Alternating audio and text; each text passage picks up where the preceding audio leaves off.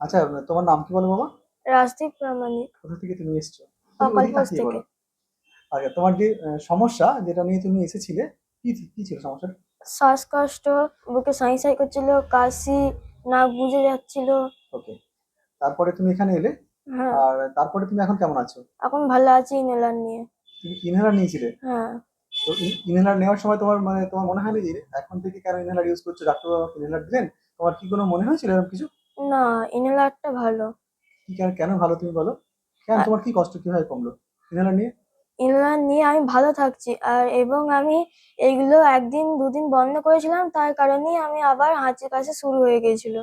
তার মানে তুমি এটা বুঝতে পারছো যে ইনহেলার নেওয়ার পরে সঙ্গে সঙ্গে কষ্ট কমে গেল, হ্যাঁ। আবার বন্ধ করলে আবার কষ্টটা আরম্ভ হয়ে গেল। হ্যাঁ। আচ্ছা, আপনি তো বাবা, তো আপনার কি মনে হয়, অবজারভেশন কি দেখলেন আপনার ছেলের যে সমস্যাটা? আমার ছেলের যে সমস্যা ছিল, রাতে ঘুমোতে পারতো না।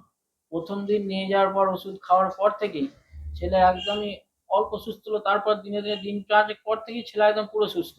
তারপরে পাড়ার সব লোক বলছে, হ্যাঁ রে ছেলে, তুই ইনহেলার দিচ্ছিস এখন থাকতে এই বয়সে? আমি তখন বলছি যে ডাক্তারবাবু দিয়েছেন স্যার, তো দিতে হবে না? তোমরা কি জানো, তোমরা কি তাহলে ডাক্তার হয়ে গেলে নাকি? আচ্ছা। তখন বলছে না, এই বয়স থেকে নেওয়াটা তো ঠিক নয়। আমি বলছি ঠিক বেঠিক সেটা স্যার বুঝবে, স্যার আচ্ছা। বলেছে তাই নিচ্ছি। এবং ওইটা নিয়ে আমি দুদিন বন্ধ করেছিলাম, আমার ছেলে আবার হাঁচি কাশি শুরু হয়ে গেছিল। আবার বলছে বাবা কষ্ট একটু হচ্ছে। আবার যাই আমি ওটা নিয়ে ব্যবহার করলাম, তখন পুরো একদম ছেলে আমার পুরোপুরি আবার অনেক সুস্থ হয়ে গেল। তার মানে হচ্ছে ইনহেলার কিন্তু তাড়াতাড়ি কাজ করে এবং ইনহেলার খুব ভালো ভীষণ রাখে। তাড়াতাড়ি কাজ করে। ইনহেলারের উপর তো কোনো জিনিস দেখলাম না এর আগে, অনেক ওষুধপত্র খাওয়ানো হয়েছিল, অনেক স্যারকে দেখিয়েছিলাম, ঠিক। কিন্তু কমেনি কিছুই। এখানে এসে আমাদের এই কদিনের মধ্যেই অনেক কমে গেল।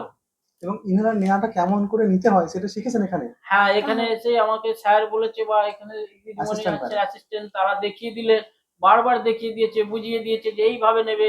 এবং আমরা যেরকম বলছি সেইগুলো যদি শুনে তোমরা রাখো, ঠিকঠাক নিতে পারো, তাহলে তোমার ছেলে সুস্থ থাকবে ঠিকঠাক। এবং এইগুলো শুনে আমি ঠিকঠাক নিয়েছি এবং আমার ছেলে খুব সুস্থ আছে। ঠিক। অ্যাকচুয়ালি কি বলুন তো, যারা বলছেন ইনহেলার খারাপ, ওদের কাছে এই ধারণাটা নেই, তারা কিন্তু ভালো চেয়েই বলছেন। কিন্তু ওনারা তো আমাদের কাছ থেকে শেখেননি বা শোনেননি, ওরা শুনে শুনে এটা বলেছেন, ঠিকই বলেছেন হয়তো ওদের দিক থেকে। কিন্তু আমরা বলবো ইনহেলার কিন্তু বন্ধু ওষুধ। ও তাড়াতাড়ি শ্বাসনালীতে পৌঁছে যায়।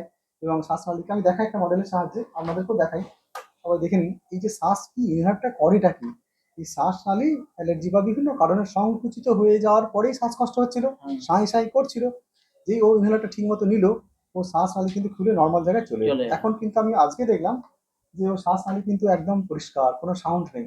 তাহলে তোমার বুকের চাপ ভাবটাও কেটে গেল। হ্যাঁ। এখন তুমি কেমন বুঝছো, খেলতে টেলতে পারছো? হ্যাঁ, এখন ভালো আছি, খেলতেও পারছি ভালোভাবে। তো তোমার অনেক বন্ধুত্ব এরকম প্রবলেম আছে দেখবে, তারা যদি এরকম কষ্ট পায়, তা তুমি তাদের কি বলবে, ইনহেলার ভালো না মন্দ বলবে? ভালো।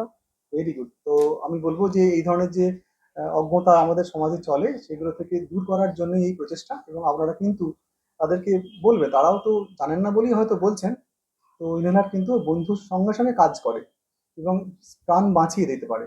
আর এই হঠাৎ করে বন্ধ করে দিতে নেই, ডাক্তারবাবুর পরামর্শ ছাড়া কখনো মানে চিকিৎসাকে কখনো চেঞ্জ করবে দেবেন না, তাহলেই ভালো থাকবে। ঠিক আছে বাবা, তুমি হ্যাঁ। ভালো থেকো, তোমার কোনো চিন্তা নেই, রাইট? হ্যাঁ। ঠিক আছে, ভালো থাকবেন।